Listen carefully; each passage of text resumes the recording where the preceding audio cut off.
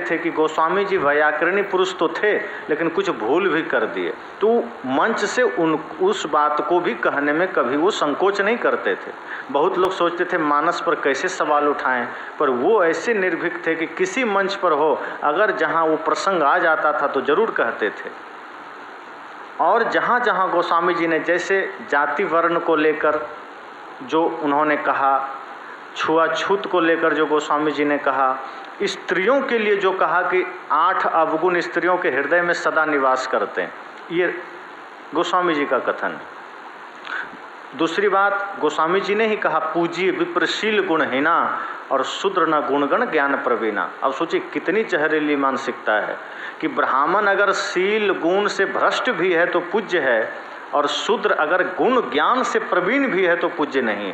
तो साहब इस बात को बिल्कुल नकार देते थे कि चाहे गोस्वामी जी ने लिखा हो चाहे कोई लिखा हो, ये बात ठीक नहीं है। और इस पर वो व्यंग से कहते थे कि लगता है गोस्वामी जी को जैसे लकवा हो गया था और उस वक्त ये कलम चलाएं। तो इसी तरह से अन्य विचारों में जहाँ गोस्वामी जी कहते हैं जे वर्णाधम तेली कुम्हारा स्वपच किरात कोल किलवारा, कि वर्णों में ये 7-8 जातियां हैं जो अधम है, नीच है, और सब एक तरफ से नाम गिनाते थे। मानस में साहब इसका भी विरोध करते थे कि जो समाज का उपयोगी है, जो समाज के लिए जरूरी है, उन व्यक्तियों को त्यागा गया, ये गलत है। तो इस तरह के होई हैं वही जो राम रचि राखा, ये बात गोस्वामी जी ने लिखा है। तो इस पर साहब जी कहते थे व्यंग रूप में कि जो राम ने रचा है, जो राम ने किया, मतलब पहले से ही निर्धारित किया है वही होगा, उससे अलग कुछ भी नहीं होगा। तो साहब कहते थे कि लगता है जैसे गोस्वामी जी नींद में थे, सुबह सुबह उठे और उठते ही कलम चला दिया होई हैं वही जो राम रचि राखा, बिना नहाए धोए, नींद में ही थे, होश में नहीं थे, लिख दिए। लेकिन जब ब्रश रस किए, मुँह कान धोए, थोड़ा सा नींद उतरी, तब लिखते हैं कर्म प्रधान विश्व रचि राखा, जो जस करें सो तस फल चाखा। अब पहली लाइन से दूसरी लाइन में थोड़ा सुधार हो गया। मतलब जब बेहोशी में लिखे थे, नहाए धोए नहीं थे, बस जगे थे, नींद में ही थे, नींद की मादकता गई नहीं थी। बिल्कुल साहब के शब्दों में कह रहा हूँ, गोस्वामी जी नींद की ही मादकता में थे, नींद सवार था और लिख रहे हैं होई हैं वही जो राम रचि राखा। लेकिन जब थोड़ा ब्रश व्रश कर लिए, छींटे उंटे आँख पर मार लिए, तब वाक्य बदल गया। तब कहते हैं कर्म प्रधान विश्व रचि राखा, जो जस करहि सो तस फल चाखा। तब साहब कहते हैं उसके बाद जब गोस्वामी जी बढ़िया गंगा में नहा धो लिए, अच्छा साबुन उबुन लगा लिए, ठंडा तेल लगा लिए, सिर ठंडा हो गया, तब लिखते हैं काहुन को सुख दुख कर दाता, निज कृत कर्म भोग सुनो भ्राता। अब फाइनल हो गया, अब कबीर साहब के विचार से मेल खा गया कि कोई किसी को सुख दुख देने वाला नहीं है, अपने ही निज कर्मों का सुख दुख आदमी पाता है। अब गोस्वामी जी ठीक हो गए। तो जब वो किसी बात को कहते थे, इस तरह से कहते थे कि एक फिल्म बना देते थे। हालांकि गोस्वामी जी ऐसा नहीं किए होंगे, लेकिन उनका प्रस्तुति इतनी अच्छी होती थी और वो व्यंग करते थे कि मानो गोस्वामी जी नींद में हैं और वो तब कलम उठा रहे हैं, क्योंकि इस धरती पर ऐसा तो नहीं कि जो राम ने रचा है वही होगा।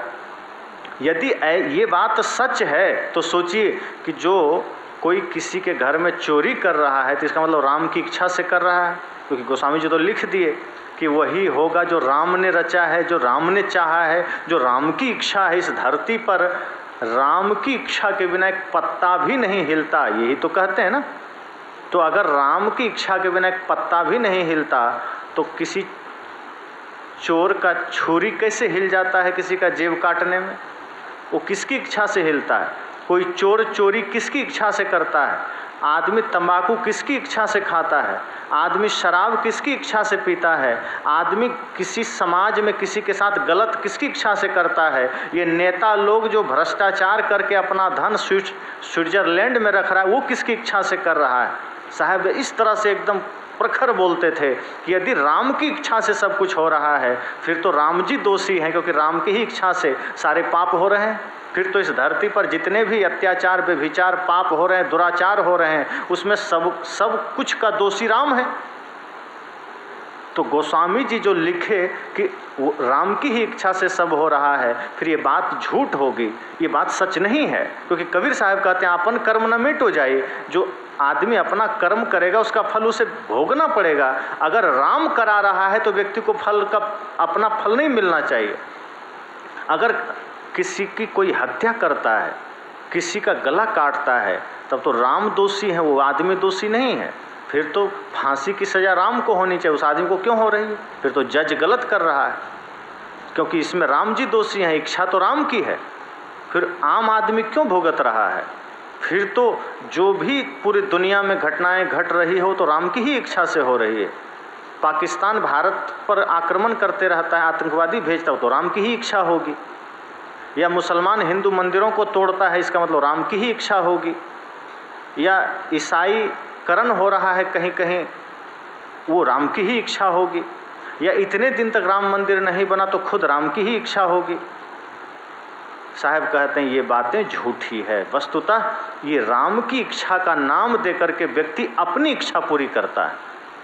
तब दूसरी पंक्ति जब गोस्वामी जी कहते हैं कि होई है कर्म प्रधान विश्व रचि राखा, जो जस करें सो तस फल चाखा, कि विश्व का कर्म है, इस ब्रह्मांड का कर्म ही मुख्य है, प्रधान है, कि जो जैसा करेगा वो वैसा फल पाएगा। ये बात सच्ची है। और इससे थोड़ा और आगे बढ़कर कहते हैं गोस्वामी जी की काहुन को सुख दुख कर दाता। अब सोचे पहली पंक्ति में और इस पंक्ति में अंतर है कि नहीं?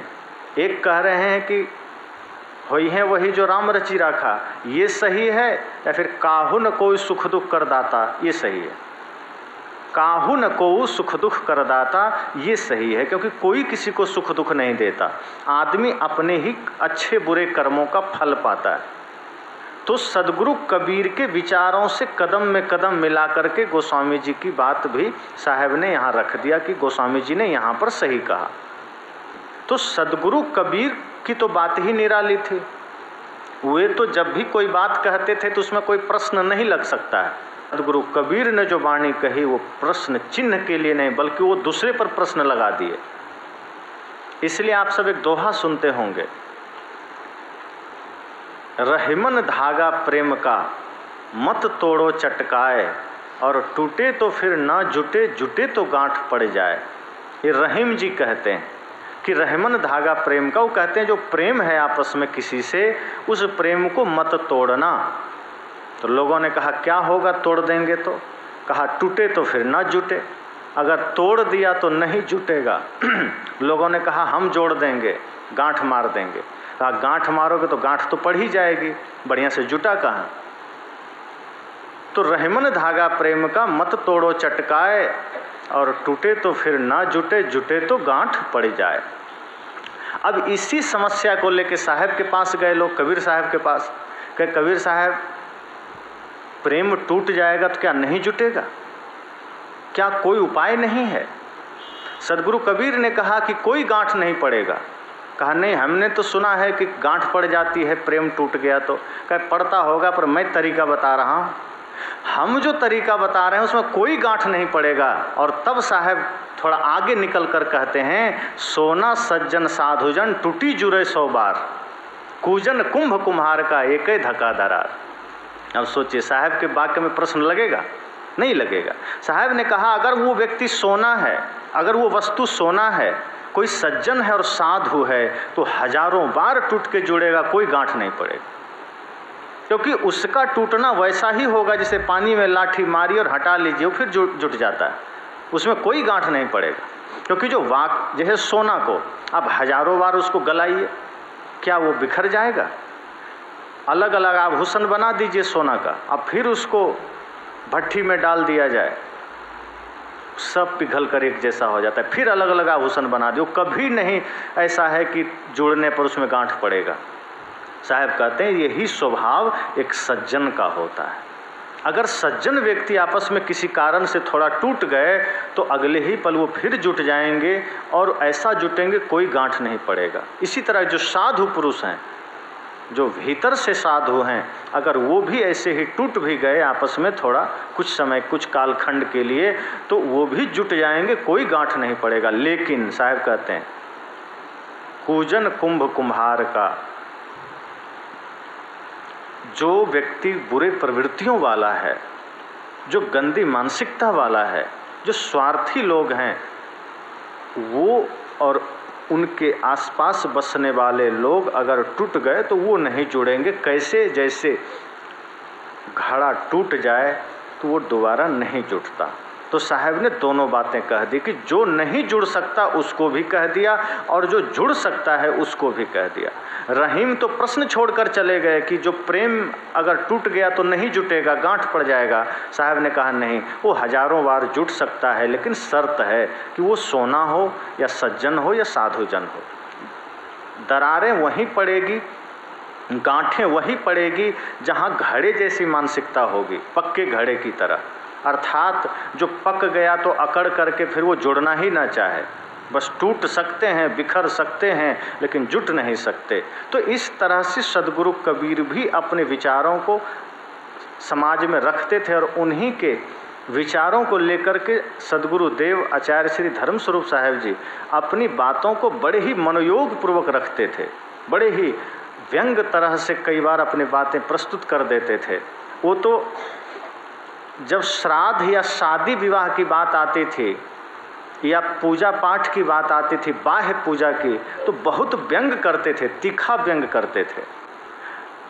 एक बार की और वो घटना बताते हैं कि हाँ, उस साहब कह रहे थे कि मैं रामायण पर कुछ बातें बोल रहा था, तो एक आदमी बाद में आया रूम में, कहा गुरुजी मुझे एक प्रश्न है, एक समस्या है। तो साहब ने कहा क्या? तो पूरे रामायण में से एक पंक्ति वो खोज के लाया। साहब ने कहा बताओ क्या? उसने कहा, उस लड़के ने साहब से, कि मुझे एक समस्या है रामायण में। कहा क्या? कहा जब हनुमान जी लंका जा रहे थे तो बताया जाता है कि एक पर्वत मिला समुद्र में और लिखा है कि जेहि गिरि चरण दिए हनुमंता सो चली गयो पाताल तुरंता। तो जब वो अपना एक पैर दिए उस पर तो वो तो पाताल में चला गया, तो हनुमान जी दूसरा पैर कहाँ रखे? तब साहब ने कहा तुम्हारे जैसे पाखंडी के कपार पर, सिर पर। कहा अरे मूर्ख, इतने पूरे रामायण में तुमको और कोई दोहा नहीं मिला? ज्ञान की बातें हैं, ध्यान की बातें हैं, भातृत्व प्रेम है, मातृत्व प्रेम है, सामाजिक प्रेम है, सब कुछ है, वो तुमको नहीं दिखा?